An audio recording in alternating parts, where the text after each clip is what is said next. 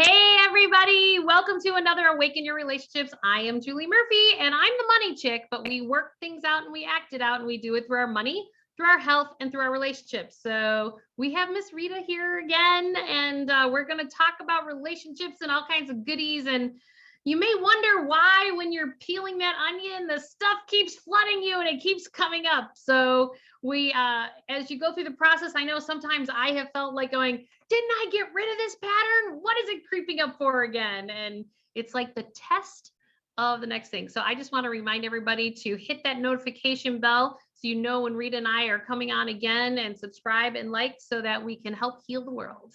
Rita, thanks for joining me again. You bet. You know, the time around where we're at now, which is the holidays, is a time when a lot of memories come up for people. You know, they can ignore it during the year, but there's supposed to be family, there's supposed to be connection, and that's when a lot of the things that we tried to forget start to surface. Yep. And so the holidays are a tough time because we can't distract or ignore or hide. Which are coping mechanisms, right? Yeah, we can't do it from the past. And so this is a time when people need a lot more support than they think they do. You know, it's supposed to be a happy time, but there's just, people will get triggered by everything. Well, and I just said to somebody yesterday going, I understand that was real experiences for you. But if you talk about them, you feel the feelings about them, or you think about them, you are bringing them into your present moment today. And so if you really want your holiday season to be different than those memories, then you have to show up different as well, because you can't control anybody else. As much as you'd like those other people to show up in more of a fashion that you'd love for them to show up as, you can't control anybody else except for yourself. And so it's like, okay, so what are you going to do to show up differently? And even if it means like you don't show up because you don't want to go. How do you show up differently during the holidays than you used to? Oh, I have a great example of this one. So as people know, I have 11 brothers and sisters, and I'm the second oldest. And you know, I was getting some guidance. So 2 of us are divorced in our family, but we only have our kids on Christmas Eve. And then, you know, I'm not really sure, you know, how long our parents will be here, but I was like, hey, there's nothing mom loves more than having all 12 of us there at the exact same time. And that doesn't really happen that often these days. And because 3 of them are out of state. And I said, can we all make it on Christmas Eve? And I was like, I called each one of them and said, hey, and there was only one that I didn't get around to calling, and everybody else said, yeah, I can make adjustments in my world. We can make it work. And then literally the text message went around that said, hey, we're bringing Santa Claus on Christmas Day and blah, blah, blah, blah, blah. And I was like, whoa. And then I get all these text messages from my other siblings going, I thought we were doing Christmas Eve, not Christmas Day. And then all of a sudden it all turned. So this is where it comes into, how am I doing it differently? So my mom then, on all the text trails, comes in and she goes, I'm calling it. It's Christmas Day, 5 o'clock, blah, blah, blah, not Christmas Eve. And I was like, literally, it was the test of my not enough button, which it's the not enough button is what created the marriage I was in, because I was trying to prove I was enough to everybody in the world. It was the wrong fuel source. It's the scarcity fuel source. And I sat there, and I have enough space now, particularly Rita, with the work that you and I have done, right? I have enough space that I was able to observe it, and I go, wow. Like, I didn't have much of a trigger left, but I recognized that old stuff started to boil, but it didn't boil the way that it used to. You know, before it was like instantaneous. I'd be on it and I'd be reacting to it all. And I just sat there. How would you have reacted to it? How would you have reacted to it in the past? Oh, I would have went back and tried to control everything. I would have went back and called that brother that I didn't call, and try to convince him. I'd turn into Julie, the salesperson, and try to convince everybody of all the reasons why we would do it. And 9 out of 10 times I would probably get it because I'm a strong personality and my siblings would just like say it's not worth it, like just whatever. But then I would create this rub, not as a sibling, but more like a parent role with my kid or with my siblings. And so that's what I would normally do. And then what I did this time is I just observed and kind of go, well, let me just see how this shakes out. I didn't even, so I'm in my not enough a little bit, but I'm like going, okay, what do I now know and understand?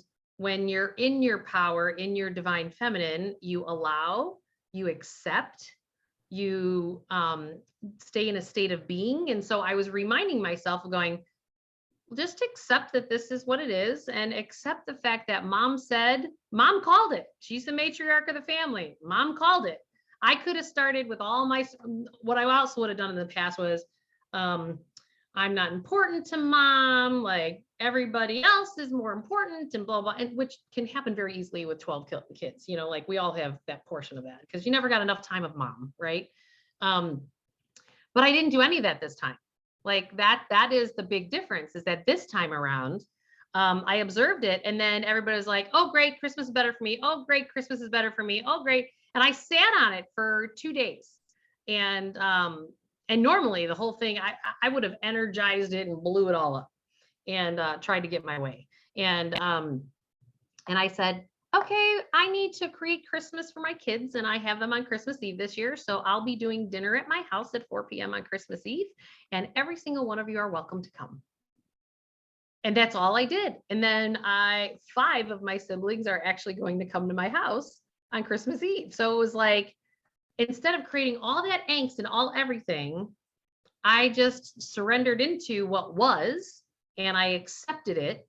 And then I created the life that I wanted to have. I wanted to have, you know, my kids experience my family on Christmas Eve.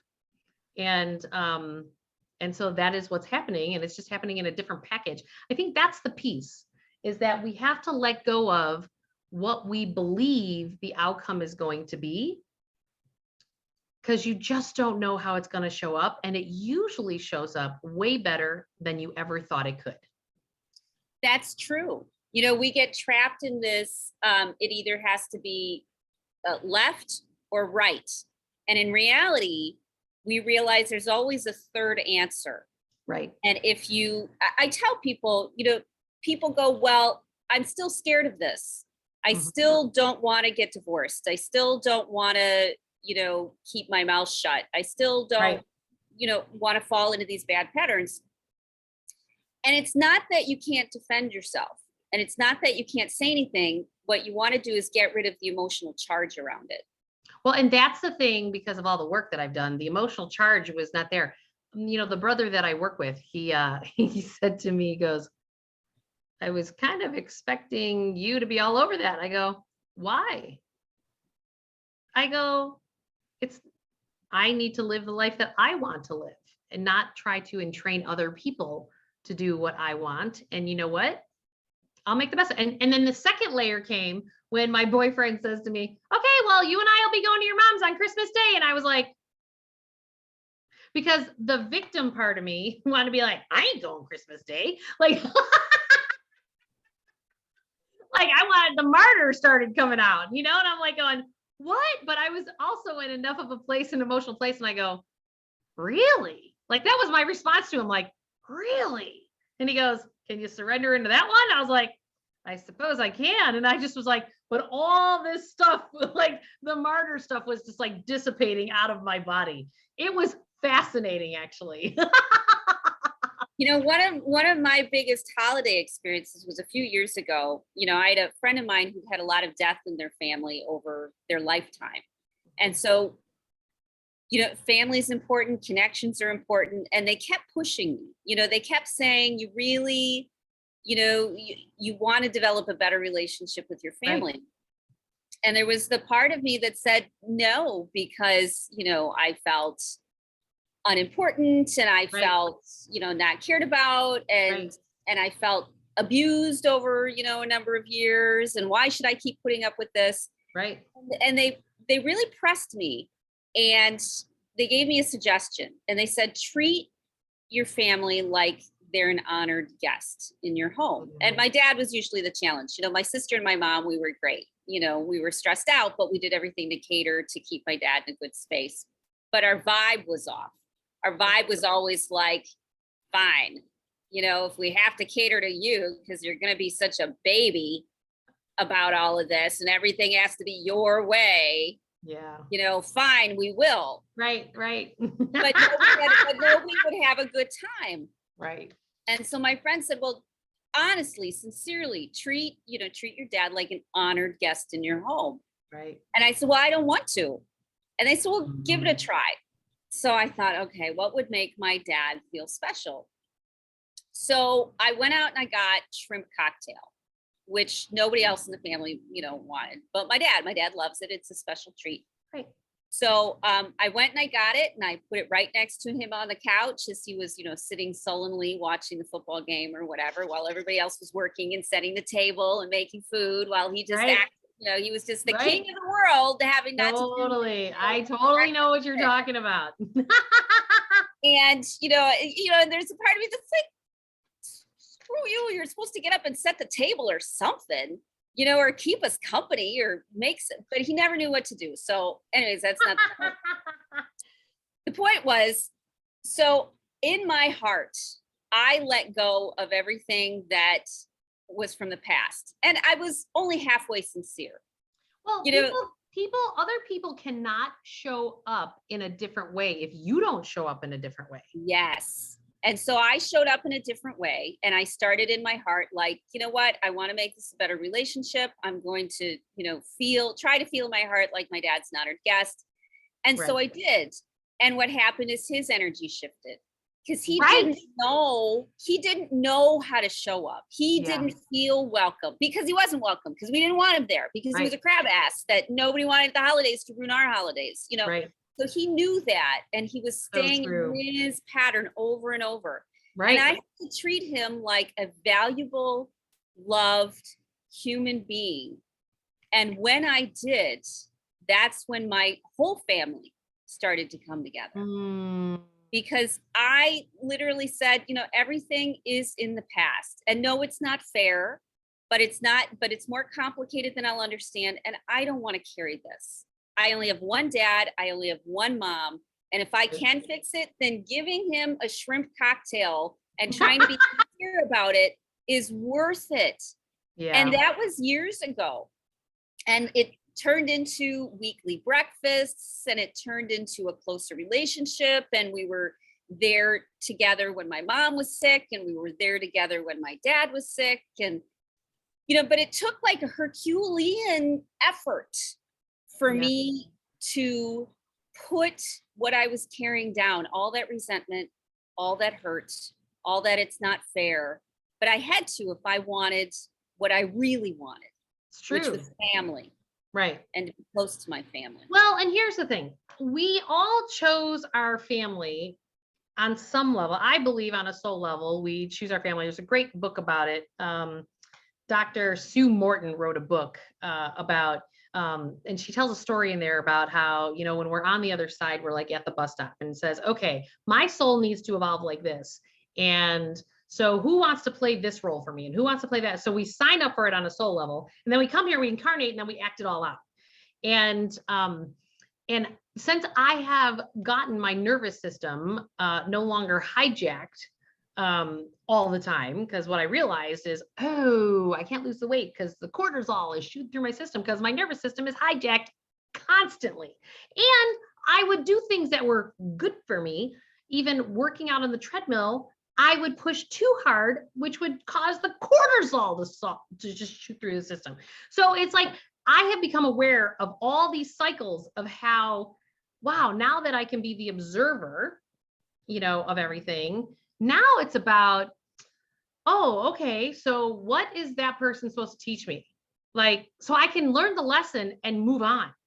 Like, and if we can come from that place of curiosity of going, well, that's interesting. It's triggering the shit out of me. And all you have to do, what I've learned is all you have to do is feel the feelings of the trigger and it moves through, but you have to stay in it and feel it. So it moves through so it doesn't get stuck. And You can't distract yourself with something else. So Right. what I do is I put my hand on my heart, because most of it's in my heart, and I bring my consciousness down to my heart, because wherever you pay attention is where your body sends resources. So typically around our heart, we've got a lot of congestion, Yeah. because we're avoiding feeling things, we're avoiding the hurt, we're avoiding the memories. And so we go someplace else. And like a stagnant pond, our heart gets dirty and smelly, and nothing moves. But when you put your attention, when you shine the light and reflect and put your consciousness where your heart is, Right. it starts a flow of positive energy, which Because it opens. Yeah. Physically opens everything up. Out.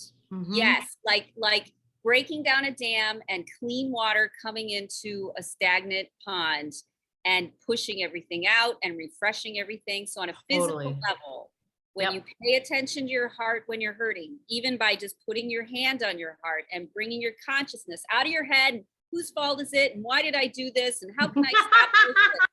And is this going to happen again? And I'm so sick of this. And why did you do this to me? When you literally physically say, okay, I'm right in my head. Yeah. I need to come down into my heart. It directs the flow of blood, nervous system signals, lymph, and then your heart doesn't hurt so much. Exactly. Well, and you just have to be willing to know that there's another way. For a long time, I had thought that I would provoke people's stuff all the time because I was just being me. What I realized is that the way I interpreted that was that I was in a suffering pattern that, people don't like me or this or that. And it was funny. Like I would have this experience with my immediate family, but then, I'm like, I'm out in the world and people think I'm freaking fabulous with the work that I do and whatever I did in my life. And it was just like, what gives? And I realized that it was my interpretation. It was my interpretation I'm like going, oh, that's what my soul does. I'm a disruptor. Yeah. And you are being a jerk. When you would go to your brother and try to convince everybody else to do what you wanted to do. You're absolutely right. You're absolutely right. And then when you can observe that, and it's humbling, right? To realize, because we are the creators of our lives. We create 100% of what we have. And I will tell you, when I was first told that, my ego, it was like, I did not create this. I'm not the one that's not working. I'm not the one that's not getting a paycheck. I'm not the one sitting on my ass in coffee shops. Like I was just like, blah, blah, blah, blah, blah, blah, blah, blah, right? Like I had a list. But that was my suffering pattern, right? That was the suffering pattern. I laugh because I recognize it in myself so well. I'm a master. I will make this go my way in any way that I have to. I'll manipulate, I'll coerce, whatever. Yep. And what I have realized is that when you can just really love and own exactly who you are, and that it's not a suffering pattern, that this is what you're meant to do. You're supposed to, you're supposed to provoke the shit out of people so they can move to higher consciousness. Okay, great. Well, then I don't personalize somebody else's reaction to me being myself. Right. And I started to realize that energetically, I don't even need to say a word. I walk into rooms because my vibration is so high these days, and it always has been. I provoke the shit out of everybody. And for some people, it's good because it raises them even higher to be happier. But some people, it's like, it just brings up whatever they need to work on next. And I don't even need to say a word, and it just happens. And so as I've started to realize that more and more, and I'm like, oh, it's just the light inside of me, the high vibrational light that's actually provoking everybody. And then I need my words. So what I've had to learn. So what I realized is that in work, I could not have become successful if I didn't shift how I spoke to clients. So I had mastered that. And I remember even when I was in my marriage that I was like, oh, I need to talk to him like I talk to clients. And then I started doing that, and then things got better. And I was like, oh, and then, the last piece of it was like holiday time with my family, because anything that was still resonant, in there, would come up. And it was funny. Like, I really feel like that threshold's been completely crossed now with, because to me, it's just like, you know what? Christmas Eve, and it's going to be great. And it's, and stop using who I really am as a suffering pattern to like, and then I'll show them I'm just not going to go. Right. The key, Who though, am I showing? They're all having a blast. right. The key isn't to not be yourself. The key is to be the best version of you that you can be. Right. And when you're saying to yourself, nobody likes me, well, it's probably true, because they don't want to be around you when you are not your best self, when it's all about you, when it's all about, the pain that I have and how much misery that I'm suffering, Totally. and I'm not getting my way. But when you are able to love yourself, I know, and love the other person, like I did with my dad, that it changes to a different reality. It does. And then people do want to be around you because you make them feel good. And I think I also want people to hear that right now with what's going on, everybody is having to up level. So anything that's been in the dark and what we've not dealt with is being forced out of us. So if you have a story going on about who another person is and what's all about, guess what? They're changing too. So this goes back to how we started this call, is that you really have to take anything from the past and not talk about it, feel it, think it, because if you do, you bring it into your present moment. Right. So, and it doesn't exist anymore. It doesn't. It no longer exists. Even in fights, if I'm having a fight with someone and I just said something, or they just said something like 2 seconds ago, and you want to you want to jump on it. You just said, it's already gone. It is. Right. It's already gone. It's already a new reality. Every second is a new reality, and you stay present with this second. And we get so nutted up about the silliest stuff. Mm-hmm. And if we could really observe that nuttiness, gosh, there's so much freedom on the other side. So much freedom. Mm-hmm. So it's like there's this emotional freedom. So I always talk about you have to let go of your past while living in the present moment and planning for the future all at the same time. So money wise, how I talk about that is that your past actually is your debts that you have. Credit card debt, mortgage debt, student loan debt, debt to family members, 401k debt, whatever. Debt is debt. Those are all your past choices. The present moment is your cash flow. It's the money deposited in your checking account and the money you spend going back out the other way. That's the present moment. And then the future is, building your insulation, to have more flexibility in your future financially. But the same is true in our relationships, because it's the emotional freedom from our past. Like, we have to leave those emotions that we have about the past experiences in our past and just kind of go, oh, there you are, you little fucker. Like, and just be like, I see you. I feel it. Okay, I'm sad about that. Okay. But what you need to tap into the feeling of what you want to create more than what you had, so that you can change things. Right. And the thing that keeps people helpless is they think they can't change anything. When I was giving my dad, you're way more powerful than we think. Yeah. When I was giving my dad the shrimp cocktail, I thought to myself, well, I'm going to give this a shot. I doubt it'll work, but I at least have to say I tried. And so I got myself centered and I thought, okay, I'm going to love him. I'm going to be in a loving space. And that's what did the trick. Not the fact that I gave him something, but the fact that I saw my father for who he was, and I accepted and loved him for who he was, so he could show up to be the best version of himself. And I have so many clients that say at the beginning, yeah, but it's not possible, and they can't, nothing can ever be different. But if we think of people as either being dysregulated or regulated, and I really believe this, if you're dysregulated, you're a jerk. If you're regulated, it's the higher version of you. So we need to speak to the higher version of people. We need to not speak to the dysregulated, confused. Even if they're showing up dysregulated and a jerk.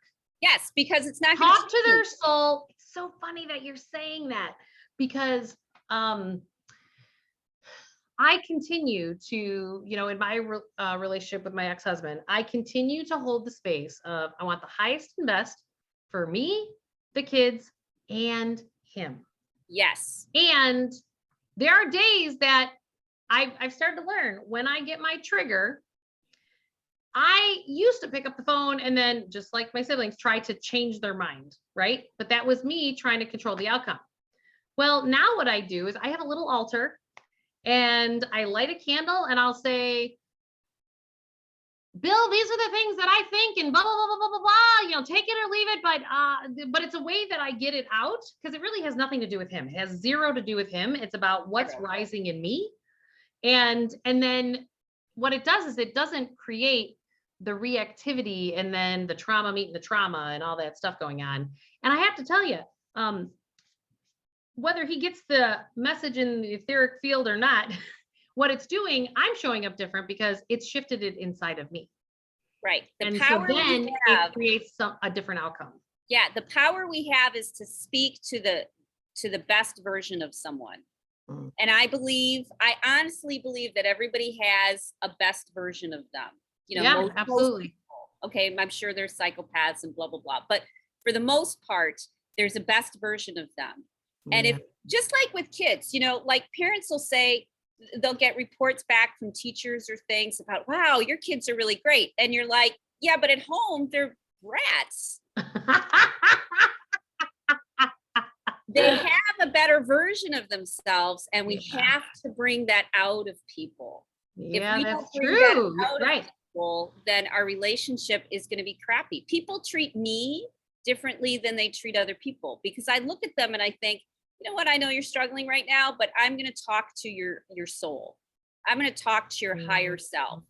And when you do that, their higher self responds. And now you've got a great conversation. But if you speak to their lower self, their fear, their dysregulation, their insecurities, then you're guaranteed to get the worst version of them. To get their worst version of them. We have to believe people have a better version of them. We have to speak to that better version. And we have to have compassion for the struggle that they have, as well as the struggle that we have about being the best version of ourselves. And that's where so much of this is, that if we inherently know that at everybody's core, they're a good bird, right? That they're at their core. Now their experiences and who they're showing up to be in the world may be something less than desired. But if you hold the space that they are good at their core, then you're holding the energy grid up here for the potential for them to rise into that. Yes. But if you meet them, if you meet the jerk, you're holding the energy grid for the jerk, and the jerk is the only thing that's going to show up. Yeah, you're creating it. Yeah. So I would have. I want people to get that. That is so true. I really want people to get that. Yep, it's creating it. I would have these challenges with my sister every so often. She would work in the school district, and understandably a lot of stress. And then she'd come to me and tell me all these horrible things that would happen. And I'd bully her because she was being a victim, and it pulled this bully out of me, and then I'd be like, wow, I really wasn't very nice there. I didn't have much compassion. It's because I reacted to her, oh no, everything's going wrong. And, it's all screwed up and it's their fault. But when I shifted to saying, you know what, she's really struggling here. I need to stop bullying her. I need to not have this pulled out of me. We pull people's bullies out of them. We pull their bad behaviors out of them. Yeah, and yes, and we can still love them, and they'll still treat us badly, but we at least have a chance at a decent relationship if we hold them to a higher standard, like we do kids. If you believe in kids, then they will rise up to the occasion. It's so true. And adults are the same way. They have a better chance if you hold that higher standard, even if it's tough love. Right. Even if it's, oh, I know you can be a better person than this, or no, this is unacceptable. I know this is who you are. You need to be this person if we're going to have a relationship. Believe in it. Right. You have to believe in it. And when you believe in it, then it makes it possible. It's so true. And again, it's about hold the energy grid up here so that they can rise into the potential. Yes. Because Be strong. Because I don't believe collectively we are not at a place where the change is over. I honest to God believe we're just at the beginning. Yes, I agree. Because there is such huge volume of systemic change that is going to happen in government, in the financial sectors, in corporate America, in teaching. It's been very interesting to watch people trying to go back to the old way of doing things. And there's a lot of resistance because people are realizing that they like a different quality of life. When you're on the rat race and the treadmill of life, you don't take the time to realize that you're not in what exactly you desire to be. I'm helping people change their lives in huge volume right now, absolutely huge volume. And so if we choose to just be an ostrich and stick our head in the sand on all the things that we've talked about today, you're going to get the 2x4 cracking you over the head at some point, and you're going to call in a bigger crisis or a bigger crisis. And those lessons are going to come tougher and tougher until you actually listen to some of the things that we're saying and start to become more conscious and start to show up in the world more from your core, your heart, and who you are, no matter how it lands with anybody else. Yeah, because even the narcissists, even the borderline personalities, all of them, they're all showing up differently. They're being forced to, because you can only handle so much suffering. Or you die. Yeah, or you die. And so blowing things up, people, I used to want everything to stay the same, just stay the same so that we can stay stable. The only guarantee in life is change. I just need to hold on. I just need to hold on. But people don't recognize the value of when things blow up. Yeah. And when they blow up, we put the pieces back together in a way that's more to our liking. And so we can't be afraid of everything blowing up. Right. And that's the beauty of you walking in and triggering everybody, because you give them the opportunity to make different choices because you shine a light. I was reading something very interesting lately. It was about when something stays in the dark, it's your ego. But when you shine a light on it, like saying, you're depressed, you're being a jerk. Then it has time to release. Yes, now you're shining the light on it. And now it's an old pattern that's being repeated because it's visible. And typically, we're taught in conversations, healthy emotional conversations, say, I feel this, I feel that, this is how I feel. But you know what? That doesn't work really well in a lot of conversations. Right. What works well is sometimes when you say, you're being a jerk. Right. Because nobody really wants to be a jerk. And when you shine the light on the truth, they go, oh, that's not who I want to be. It's kind of like I was asked the other day, what do I want for my birthday next week? And I said, I want everybody to show up and be positive and nice. Yes. And I'm going to hold that because I know it's possible. That is the only gift I want for my birthday. Because between like me and my boyfriend, we have 6 kids. And so that's a lot of dynamics going on.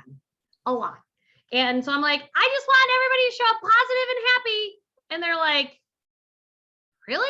I go, yeah.